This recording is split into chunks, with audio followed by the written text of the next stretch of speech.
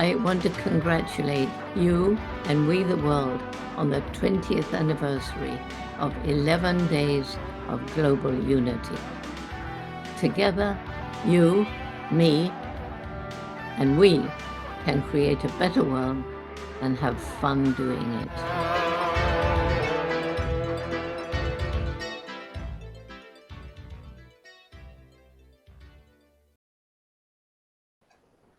Welcome to the 11 Days of Global Unity Summit and celebrating the 20th anniversary of 11 Days of Global Unity.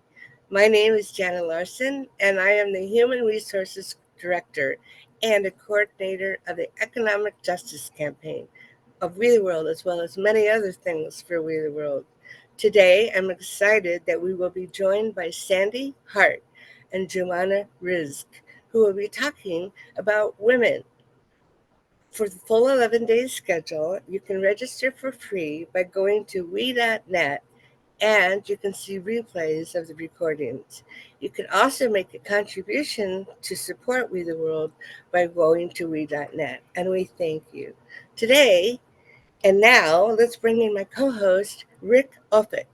Rick Ulfik is the founder of We the World at we.net and the co creator of 11 Days of Global Unity.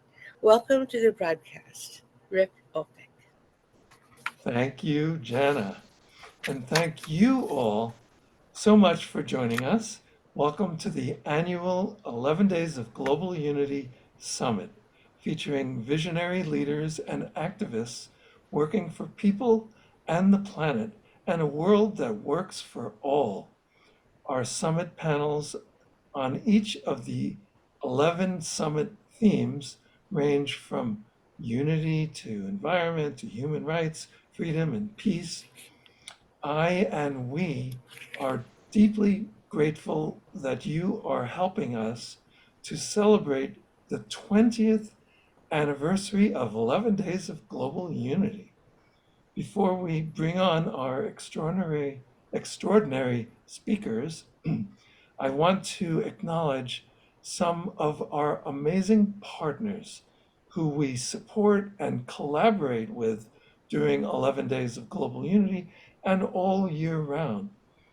The UN International Day of Peace NGO Committee, the UN Summit of the Future, the Unite for Peace Coalition, which includes Unity Earth, Peace Week, the Sign Network, One World, We the World, the Deep and I'll say it again, the Deep and Rapid Transformation Convergence at Cathedral St.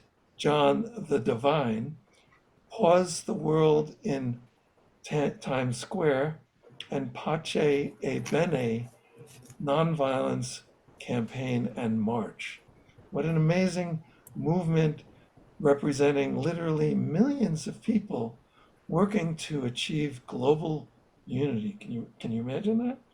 All working with We the World and the We campaign at we.net. On today's panel, we are discussing women. And now I'm excited that we will be joined by Sande Hart. Jana, could you please introduce Sande? With pleasure. Sande Hart, an award winning leader in women's empowerment and interfaith community building, is known for founding the Global Women's Village. Previously, she served on the Women's Task Force for the Parliament of the World's Religions, which is the world's premier interfaith convening of civic, spiritual, and grassroots changemakers. Sande's work focuses on compassionate community building and the evolving role of women. We are And certainly delighted to have her here today. yes, and I was going to say, and Sande has been a partner of We the World and a friend for many years. Thank you, Sande, for being part of celebrating the 20th anniversary of 11 Days of Global Unity. And welcome to the broadcast, Sande Hart. Thank you, Thank Rick, you. and thank Thank you, you. Jana. And Rick, thank you for holding this space for all of us for 20 years. That's truly an incredible, admirable, task. And I speak for Yes. all when I say we are so grateful for you, and I'm grateful Thank to you. be here. Uh, Thank you.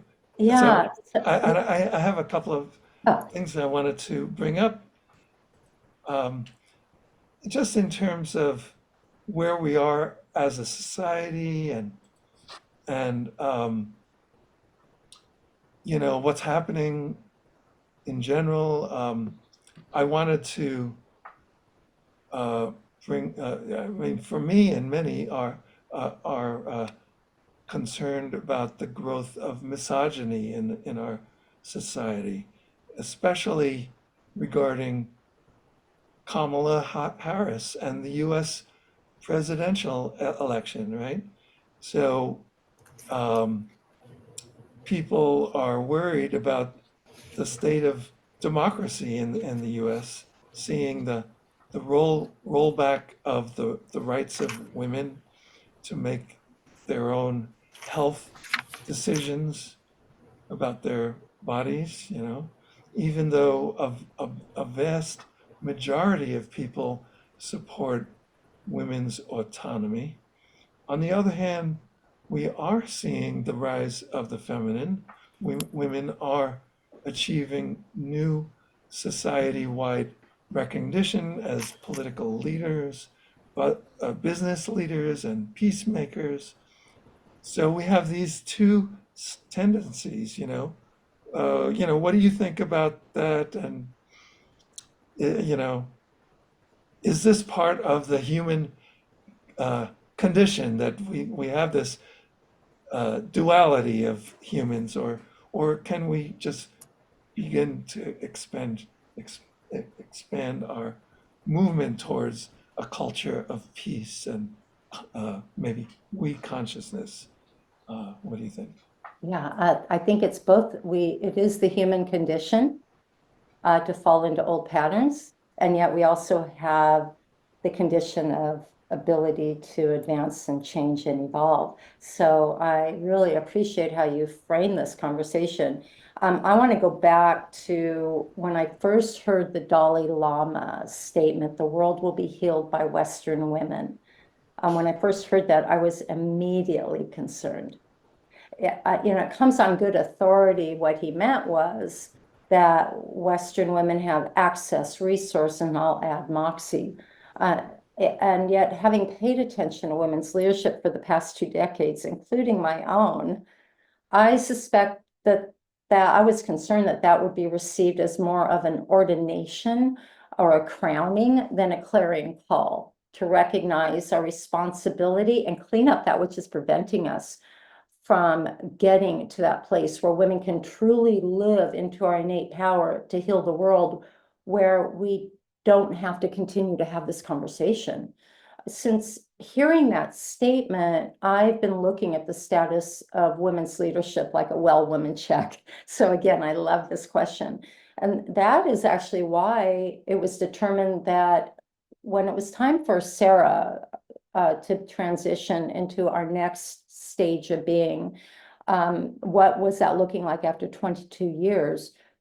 We changed our name to the Global Women's Village to have this particular conversation that you've asked me about just now.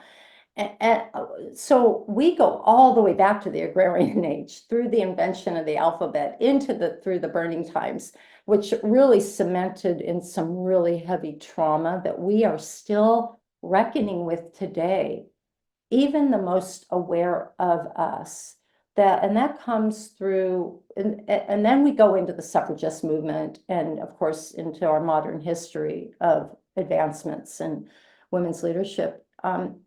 The Mother's Day Proclamation was written in 1870 by Julia Ward Howe following the end of the American Civil War. And that was a demand to end the insanity of justice by violence. Great questions decided by irrelevant agencies. You were just talking about women's autonomy of our bodies, and women's rights, and to address the great and urgent needs for peace. And it wasn't a declaration and a demand written to our leaders or to men to let women lead. It was a proclamation addressed to women. The first line is, and the invitation goes out to, arise all women who have hearts. And then Eleanor Roosevelt answered that call by convening a General Congress of Women, also called for in the Declaration, to address the great and general needs of peace. And she did so by developing the United Nations Declaration for Human Rights. And then came the feminist movements of the 70s and 80s, and That Girl and Mary Tyler Moore normalizing it in television for girls like me to see what's possible. We see the advancements of women in congressional and judicial and C-suites. And yet still 154 years later, we're still having this conversation. 154 years later, and 20 years of we, and all of your partners, which are vast in their own universes doing this work, we still have not fully recognized and answered that call. Not one paragraph of the Mother's Day Proclamation has been actualized. And all of those points you asked about, we're still having, again, this conversation today, it's baffling. With all those great advancements in position and power, and now this real prospect of a woman president, the fact, again, that it's not normalized is something to really pay attention to. And that's the root ball of where I go with. This has been a slow drip upward through some, and yet some research, we can see that even with those advancements, we continue to cycle back to old patterns that we're skipping right over. Maybe it's because we're blinded by those advancements. So what are we missing? And this is our moment for determination, where we can see it's such an amazing time to be alive. We can see that seed falling apart in the darkness underneath the soil. And this new growth pushing up, that is this nexus of this place we are at right now, right? We're seeing the failing of systems and the power holding on so tightly. And yet we can see this new growth popping through by signs of all of these partners that you mentioned and all these people that we know in our circles that are having these conversations. And so I think this is truly our time for women to take a serious look and reckoning with who we are, what we think, what we stand for, what narrative are we perpetuating with our words.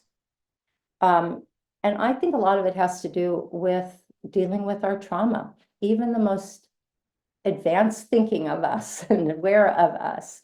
I've spent the last year exploring the future of women's leadership by speaking to women and men in these scheduled conversations to crowdsource this wisdom. And, I know I have some very strong opinions, yet I also know that these times require us to get out of our own way and the assumptions that we carry, because we carry a lot. This is all woven so tightly into the fiber of who we are. It's like boiling a frog. We just don't even realize how pervasive it is. And to date, I've had about 60 conversations with men and women. And I have been blown away and surprised, shining a light on my own fragility to what I am missing. So I invited people that I admire across 30 different sectors. And surprisingly, everyone said yes. Surprisingly, everybody's really hungry to have this conversation about the role of women. And why haven't we taken the helm? Why haven't we taken that staff that has been prophesized, that has been handed to us by Mayan cultures and many indigenous cultures? And I had a conversation with a woman. I think I have a little bit more time. I had a conversation with a woman who I would consider a queen archetype. This is a woman who knows who she is. She has the lived experience to rightfully speak about the power of what we women embody. And she often does. And she's also a wonderful support to other women. She could give this talk much better than I also. She immediately followed this deeply wise and insightful comment that left me speechless with, I don't know, that's just me. I don't have any evidence. So even like I said, the most aware of us don't even realize how pervasive our feeling small is. And it comes out in our words. It shows up in what we stand for, what we say. And if I impress upon you today anything in the short time that we have together, it's how do women discount our own thoughts, wisdom, brilliance. And again, I hear this daily. I hear it daily. It's not only from these conversations. How many of us say, I just have something to say, or I just want to add something. And that four little dirty word of just, Just, we are telling the other that what we are about to say is of little value, or it's just little me. And as vague, or I should say as mundane, or whatever that may feel or sound, it's in practice. It's a really easy practice to notice when we say it, self-correct, say the sentence again without that word, and start over with your sentence, and then ask yourself, why? Why did I use that word? So my summation after a year of all of this and this clinical research is that it's the responsibility of women to change what we think of ourselves, what we do. We start believing who we are, and therefore we begin to embody that belief. That shows up in our words, but it also shows up in our buying power. What are we willing to pay for? And by the way, we make up 85% of the buying power. We don't know how much power we have in our pocketbook. And this is how we change our story. I think this is how we have to change the thoughts of who we are. So I'd like to re-preface His Holiness's statement with, the world will be healed by healed women.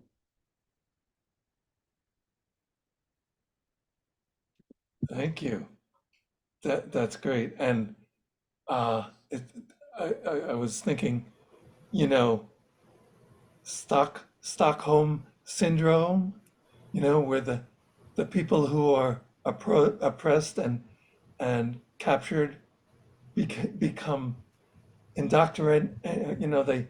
They say the lines of the captors, or that whole, I think it's like it's embedded in the culture that, of course, women have to present as being subservient. That's just the way it is. But it doesn't have to be that way. And It's a thank you domination for fence. The domination. exactly. Yeah. And Riane Eisler, she's got that finger uh, on that concept. So thank you, Sande Hart, and let's hear from Joumana Rizk. Jana, could you please introduce Joumana? Yes, I have something to say, and I'd love to. Joumana Rizk is the founder of Peace Lights, an organization dedicated to promoting peace through an integrated approach that joins emotional education with social activism and performance art. She is a filmmaker, writer, director, producer, and coach. And for many years, she has worked with Amma, a renowned humanitarian from India known as the Hugging Saint. And Joumana has been a partner and supporter of We the World and a friend for many years. Thank you, Joumana, for being part of celebrating the 20th anniversary of 11 Days of Global Unity. Welcome to the broadcast, Joumana Rizk. And Joumana, I invite you to comment on what we mentioned before, and what Sande said, and me. And maybe you could talk about your work with the Hindu spiritual leader and guru, Amma. I was amazed to see that Amma has invested over $1.6 billion since 1981 in worldwide charitable activities. That's mind-blowing, right? And on the subject of women, I noticed an article called "Ama," a case study of unbridled feminine in action, unbridled feminine in action. And I actually had that experience of meeting Ama and being hugged by Ama. That was an amazing experience. It happened like at 2 or 3 in the morning because I was waiting online with I don't know how many people to be hugged by Ama. But anyway, I did have that experience. And also I wanted to bring up that in regions such as Sudan, Gaza, Ukraine, civilians, principally women and children, are the most killed, injured, and displaced. And I know you've been horrified by what has been happening in Gaza. And I also know that you have family and community in Lebanon who are affected by escalating tensions between Israel, Hamas, Hezbollah, Iran, and the USA. So I said a lot of bunch of things. Would you like to comment on all of these things, or anything that Sande said, or on your work in general with Peace Lights? Thank you, Joumana Rizk. Thank you, Rick, very much. Thank you, Sande. Thank you, Jana. To be here talking to you, it's really balm for my heart. I am so touched that, the dedication of people like you, Rick, and like you, Sande, to just keep at it, keep at working to make the world a better place for everyone, for all of us. I want to first go back to the question you asked Sande, Rick, because Sande took us on a beautiful trip in our inner empowerment. And maybe I'll take my time here to talk about the structures, the system that keep us, that keep us enchained to an old way of, or let's say toxic patriarchy of doing things. So you talked about Kamala Harris as potential president of the United States, the rise of anti-women laws, and women's bodies' rights are being removed, and on the other hand, the rise of the feminine. And for me, what really troubles me a lot is when someone with the position of Kamala Harris starts to espouse the war, toxic masculinity values.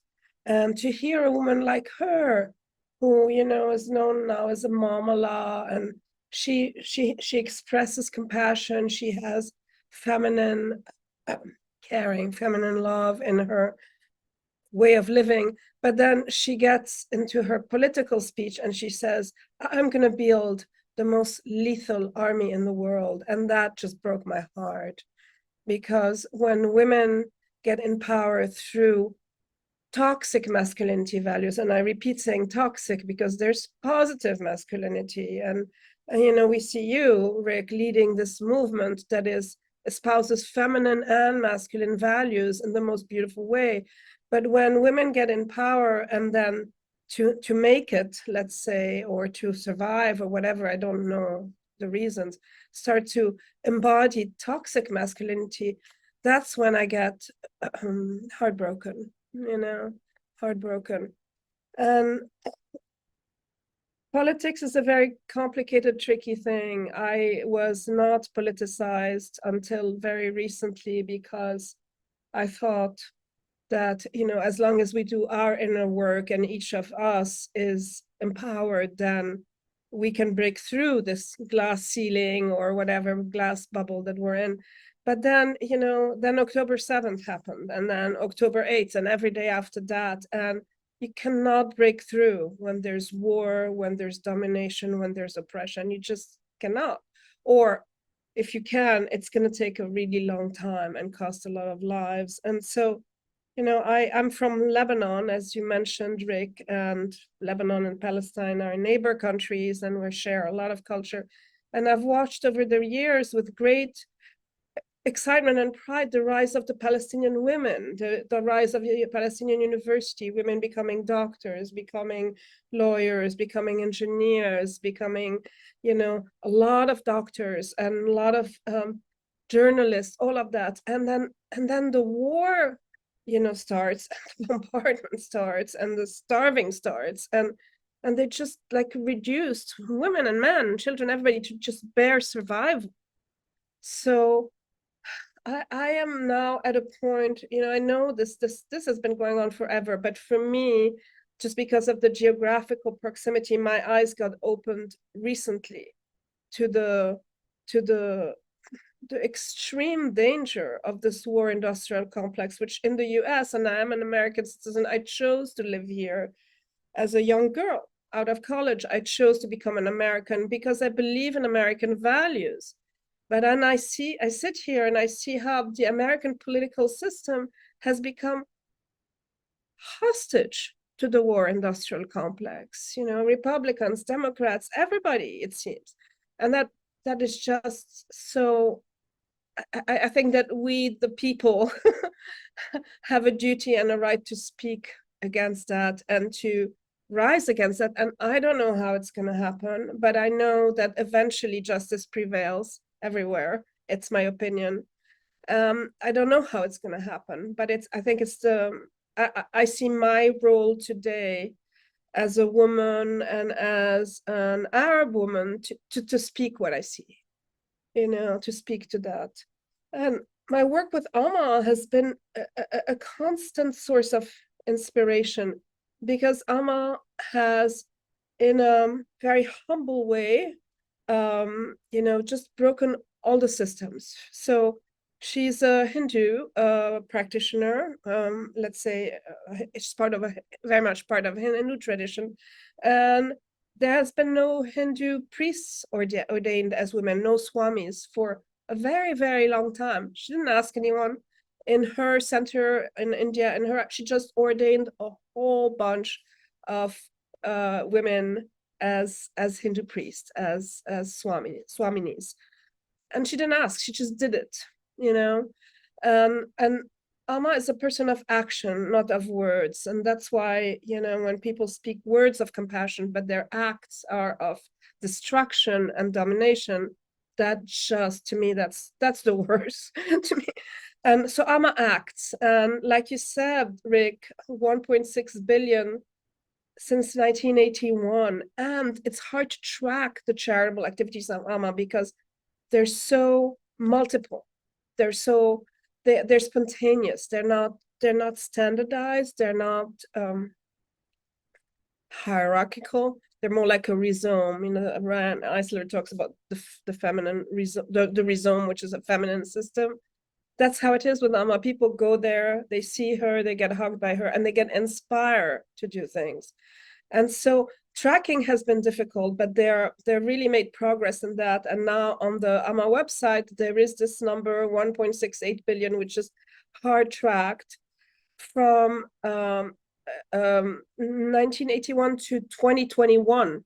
So who knows today how much it is, because it keeps multiplying. And all these initiatives are about giving basic rights, making sure that everybody has food, has health.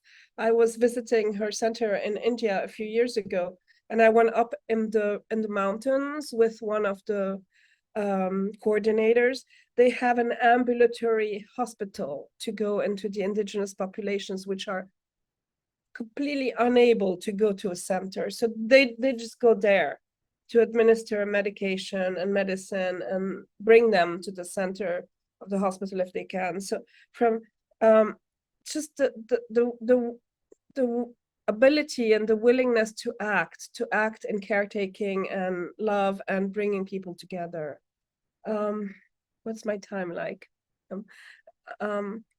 So I'm an American and I love this country, and from where I sit here, I think our country is going in the wrong direction, and at the macro level, and I don't know what we can all do, but I believe I believe something we can do, and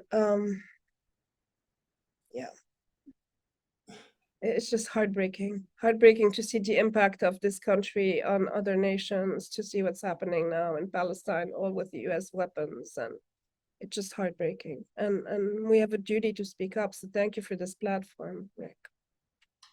Yeah, thank you. It was really important to hear everything you had to say about this. And again, we're seeing this kind of duality of direction at a macro level, as you were saying. So, how about we bring everybody onto the screen now, and if anybody wants to respond to anything anybody has said, and ultimately, I'm interested in finding out from each person if you have a call to action.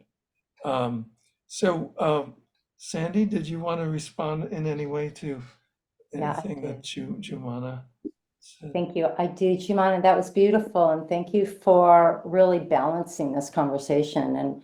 And I agree with you. I agree with you that that we're just seeing signs of systems of domination repeating itself in women. And like I said, it's a slow drip. And not only are we at that crossroads of our country going in the right direction and our country going in the wrong direction at the exact same time, it's polarizing as hell. I mean, it really is vivid, right? How polarizing it is.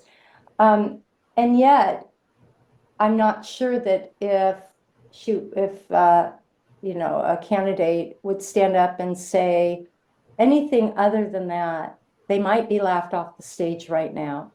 So this is an example of women trying to fit into a system that wasn't designed for us. And how do we move that needle? How do we turn that ship around within the system? Outsmart the system is where I would like to go with this. I think our country is more going in the right direction than it is the wrong direction, honestly. And I think women like Amma, God bless her, for embodying that woman culture that I was suggesting we're all heading towards. If we do our work, we can't get there without our work, right?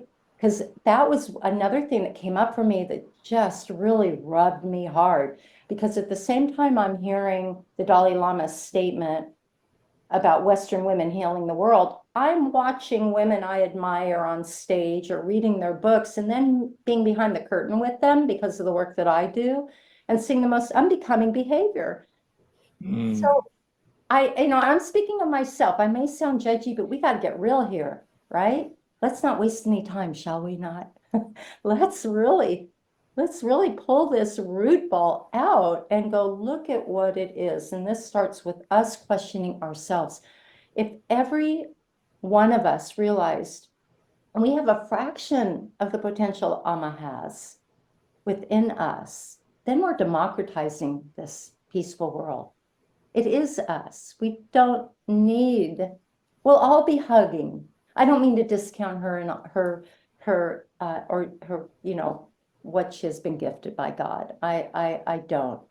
I do know that we all have a seed in our pocket. I do know that we all have something that really deserves that same integrity of gardening, because that seed is going with or without us.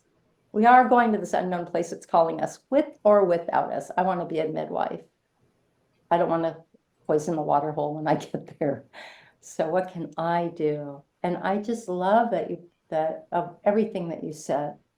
And what a blessing it is to be in this space with you and alive at the same time as her and you and Jana and Rick and everyone who's within earshot. Thank you.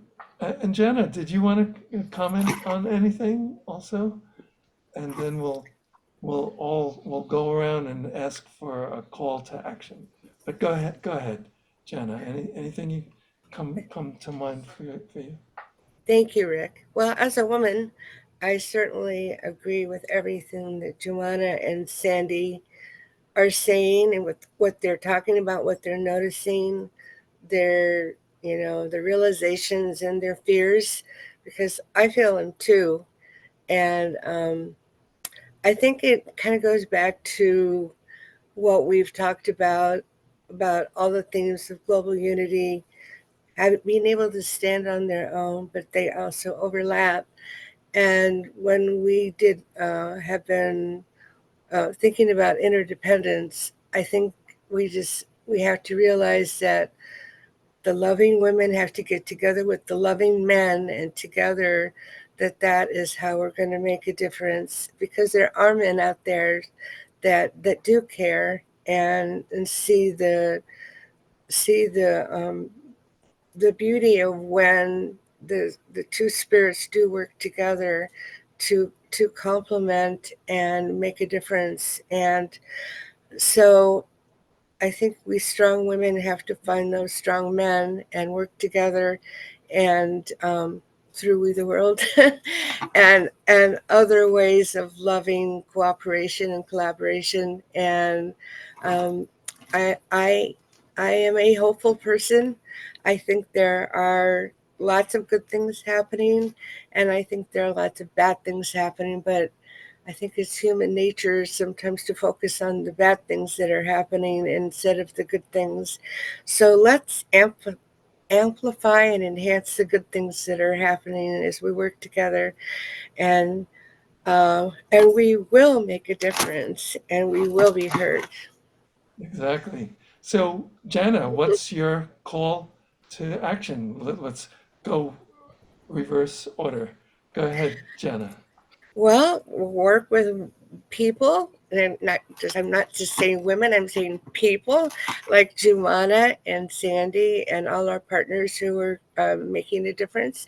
See how we can help, and then on a individual basis, pay attention to the good things that are happening and get involved and sign petitions, and be a global citizen, but be a citizen of your community and work to make a better world for all. Thanks, Jana. And Joumana? That's lovely. So, picking up right where Jana left off, and be a global citizen. I would say bear witness. Um, with, let's say, Instagram or Twitter, X, or any of these social, find a person, maybe a young woman, in a zone of conflict, and become their social media friend. Bear witness to what they're going through. I've been doing that with some of the Palestinian young women journalists, poets who are still in Gaza or in the West Bank now, and just being there, following them, talking to them on social media. It makes a difference to bear witness, to be a friend, to not turn the other way. And then the other thing is like Santi was saying, how do we outsmart the system? My pitch is, you don't have to vote inside the system. Look at those who are outside the system. Jill Stein, for example, is outside the system on the ballots everywhere. Just look around. We don't have to be in the rails that we've been put in. Use your intelligence, your heart, your intuition, your spirit to see what's the next best step for our planet. Thank you, Joumana. And Sande?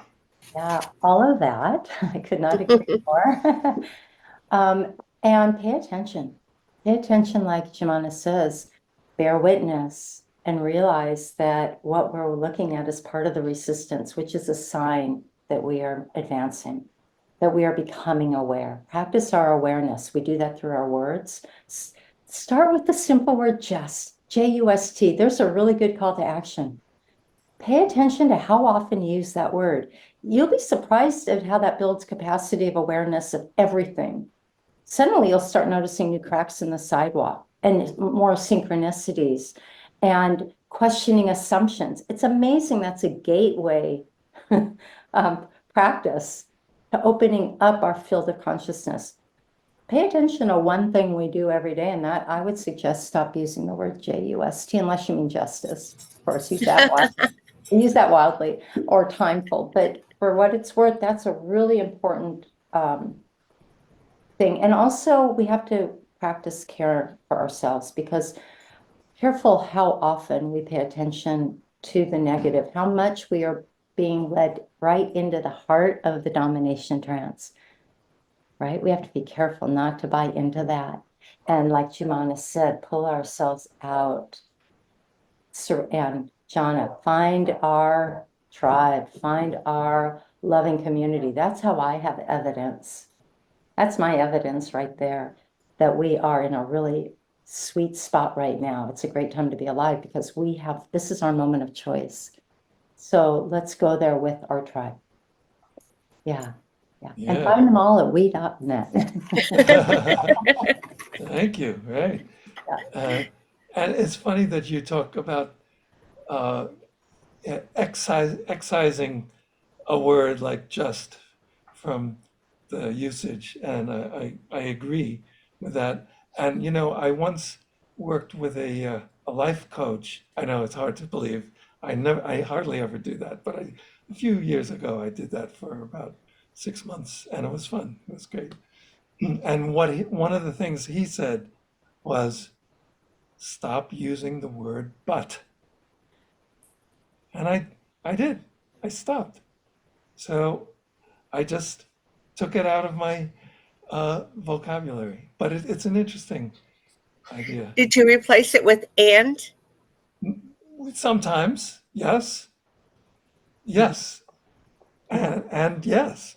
And we can also pay attention to words like, I know Riane Eisler's focus right now is rethinking and re-evaluating how we use our language in terms of domestic violence. We're going to stop saying that word domestic, because that just whitewashes it. That makes it comfortable for us to say. It needs to be uncomfortable. Violence against children, violence against our intimate partner, violence in the home. Let's be really clear with the words that we're using to articulate. And because that actually says what we're thinking. And when we start changing our words, it's another way of changing our thinking. Yes. What should it be changed to? Violence, Just taking violence, it Just out. violence. well, Yes. violence against children, like, say what it is. Call it as it is. Same thing in the Gaza, Palestine, Israel situation. Rick, you and I were talking about that. To call it a war, it's not a war. There's a country and an occupied people. That's not a war. I don't know what that is. People, I mean, I think I know what it is, but people disagree on what it is exactly. But we know it's not a war, so let's not call it a war.